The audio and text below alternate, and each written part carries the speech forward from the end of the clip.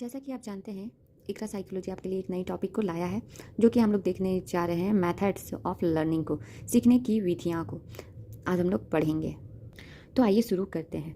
किसी भी विषय या पाठ को सीखने के लिए जिस प्रविधि का सहारा लिया जाता है उसे सीखने की विधि कहा जाता है।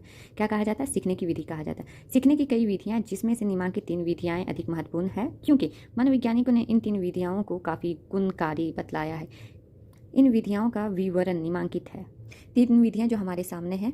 पहला क्या है? तो अविराम विधि तथा विराम विधि, इसे दोनों कहा जा सकता है। Massed method and spaced method. दूसरा क्या है? तो पूर्ण विधि तथा अंश विधि, whole method and part method. तीसरा क्या है? सभी प्राय सीखना या प्रासंगिक सीखना, intentional learning and accidental learning. ये जो 3 पॉइंट हमने बताए हैं, अविराम विधि तथा विराम विधि, पूर्ण विधि तथा अंश विधि, सभी प्राय सीखना या प्रासंगिक सीखना, ये तीनों को हम बारी बारी से अब देखेंगे। तो आइए शुरू करते हैं पहला पॉइंट से, जो कि कहा गया है इसमें विराम विधि पाठ या विषय को बारे में बताया गया है। तो हम लोग पाठ्य या विषय के बारे में ही हम लोग पढ़ने जा रहे हैं, लर्निंग के बारे में स्पेशली पढ़ रहे हैं। जैसे कि विराम विधि या अविराम विधि, नाम से स्पष्ट हो जाता है इसमें क्या कहा जा रहा है।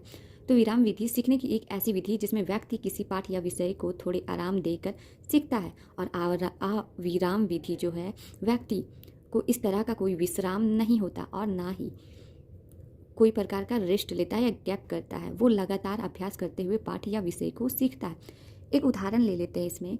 यदि कोई छात्र किसी कविता को 1 घंटा तक लगातार पढ़ रहा या याद कर रहा, वह अविराम विधि का उदाहरण है। और जबकि विराम विधि में बच्चा एक कविता को याद कर रहा है, 20-20 मिनट करके बांट दिया गया, थोड़ा विराम या विश्राम कर करके कर रहा है, तो उसे हम लोग क्या कहेंगे? तो विराम विधि कहेंगे। अब आते हैं नेक्स्ट पॉइंट पर, जो कि क्या है? पूर्ण विधि या अंश विधि। हम लोग दूसरे पॉइंट पे आए हैं। जब व्यक्ति किसी दिए गए पाठ या विषय को शुरू से अंत एक साथ से पढ़कर सीखता है, इसे पूर्ण विधि की संज्ञा दी जाती है। परंतु जब वह उस पाठ या विषय को अपनी सुविधा अनुसार कई भागों में बांटकर प्रत्येक अंश को एक दूसरे के बाद सीखता है, तो उसे अंश विधि की संज्ञा दी जाती है।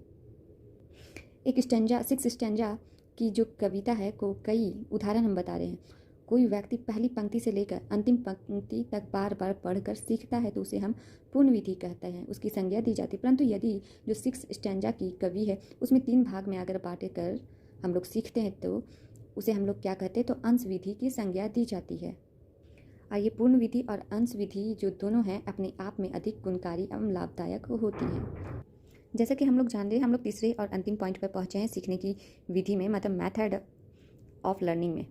जो तीसरा पॉइंट है हमारा, जब व्यक्ति अपनी इच्छा तथा एक निश्चित उद्देश्य के साथ किसी कार्य या पाठ को सीखता है, तो उसे सभी प्रय सीखना कहा जाता है। दूसरी तरफ जब व्यक्ति किसी कार्य के पाठ को अपने आप सीखने की कोशिश या इच्छा उद्देश्य करता है, तो उसे सीख लेता है, तो इसे क्या कहते हैं? प्रासंगिक सीखना कहा जाता है।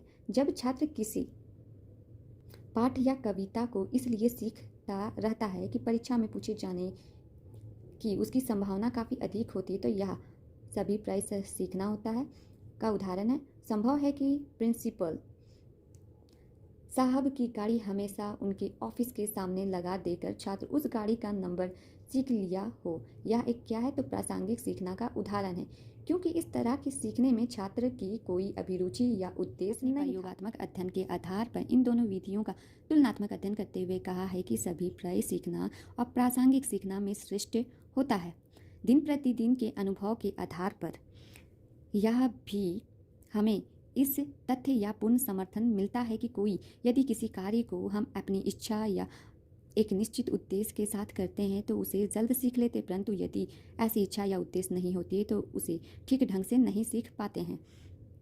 इसी प्रकार से जो सीखने की जो 3 पॉइंट थी, वो आज हम लोग सीखने की विधियाँ में देख चुके हैं। तो आशा करते हैं जो मैंने ये 3 पॉइंट बताए कौन कौन से, तो अविराम विधि, दूसरा पॉइंट क्या है? पूर्ण विधि तथा अंश विधि, तीसरा क्या है? तो सभी प्राय सीखना और प्रासंगिक सीखना।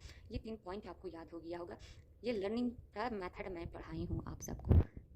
अच्छा लगा हो तो सीख लें इसे। देखने के लिए